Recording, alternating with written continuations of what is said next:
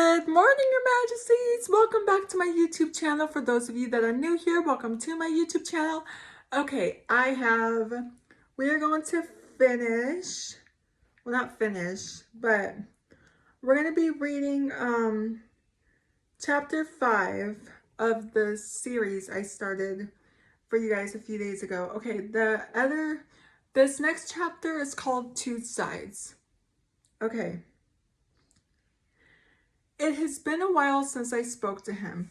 I usually go for strolls through the forest, hoping to talk with him again, but he's never there anymore. Maybe he's pissed. I think he got triggered by what I asked. I was just curious if he had a family, but he just turned to me and stood there before disappearing, leaving me there alone. No response, no nothing. I do admit I held a little grudge about it, but I'm far past that. Not too far, actually. For the next few weeks, I have been going into town as soon as school was over. I always carried money with me for lunch, but it was not worth buying half of the time. So I would usually go to the little cafe for dinner and eat there until I decided to leave. The more I went, the more I started to realize patterns. The white-haired guy would always be in there, the same one that sneezed loud. When I was talking to Mayor Waite, I could never make out an eye color or really anything else other than he was a bit intimidating. There was a tattoo on his forearm of a circle with an X through it. I had no idea what it meant, and I was never going to ask. Good call. Today, I was walking to the cafe from the new bus stop I take. It was cloudy and cool as per usual. The town was quiet with their conversations, and everything seemed in place. I walked past the fountain and threw a penny in the water that was in my pocket. The bell rang as I stepped in. Same white-haired man in his booth as always. I need a nickname for him. I sat down at one of the smaller tables set up by the wall with only 2 chairs. So I placed my bag there, hoping no one would try to sit with me. I waited patiently for the waiter when some suspicious man walked in. I say that because he was fully covered head to toe. His eyes weren't even exposed. He slowly walked around and took 2 glances at my bag. Me being a big overthinker, so I thought he was gonna snatch my backpack. He walked over and I used my foot wrap around the strap and pulled it towards me under the table. He instantly retreated. I glared and he went back. Oh, and he went to go pick on someone else.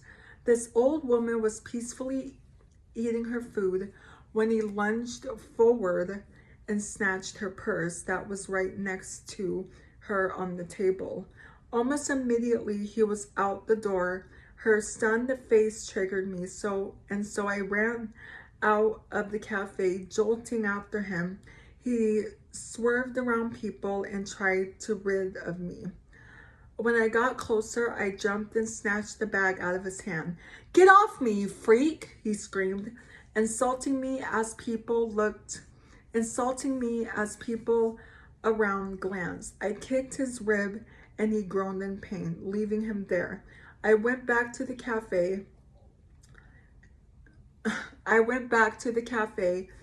to return the purse. She thanked me and smiled. A ring occurred behind me, but I didn't think much of it until someone yelled, "He's got your bag!" With that, I instantly whipped around and my backpack was gone. He was already out and I tried to run after him again. What?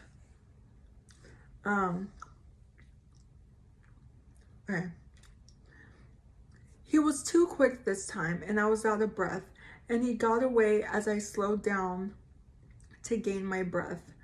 Probably because he does this all the time. How unfair. A mix of expressions went through me: embarrassment, anger, sadness, and anxiety. I stood up and sighed. All my money, my homework, and my house keys were in that bag, causing me to stand there panting as I tried to figure out what to do. After my recovery, I turned around to walk home and almost ran into the same old lady. She was unfazed that I almost pushed her over, just having a big smile on her face when she looked at me. My first instinct was to apologize. I might have dropped something when getting her purse. I'm sorry, did I drop something? No, I just want to thank you again. You must have had some important things in there. I nodded and looked around. She was visibly smaller than me. As I looked down at her again, she pulled out her wallet and handed me a $10 bill. For your troubles. He usually comes in and tries to take whatever he can. No one is bothered unless it is them. With that, I gave a friendly smile. People people just let this happen? She nodded and patted my shoulder, extending her arm all the way. I pray you get your bag back. Bless your yeah, bless your heart. She walked away as I smiled bigger, not knowing what to do. I looked at the money in my hand and sighed. The market wasn't too far, and at this point, I was craving junk food in general, but I wanted chips. When I walked in the place, geez, when I when I walked in the place, when I walked in, the place was just as quiet as the parking lot, with laughs occasionally. I grabbed a basket and roamed the aisles.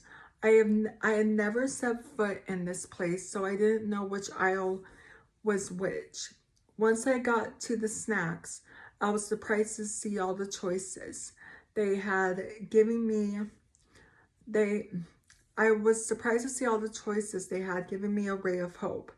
I grabbed the bag of being intensive for a while and went to grab one of the pre-made sandwiches in the back with the vegetation. There was no self-checkout lane, I so I had to walk up to the cashier.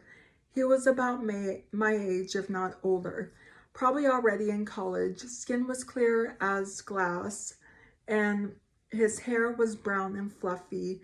His eyes were hazel, but I was almost sure they're but I was almost sure they were contacts.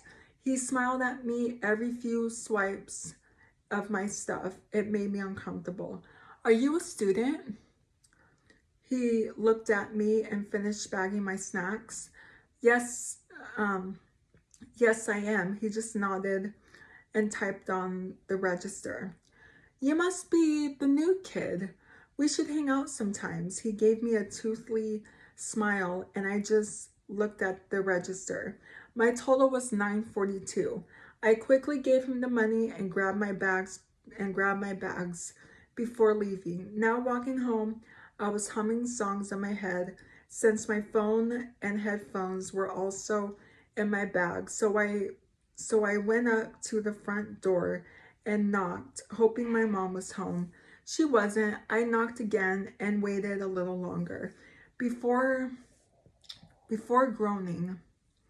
So I sat on the porch and opened a bag of chips, watching the sunset in front of me.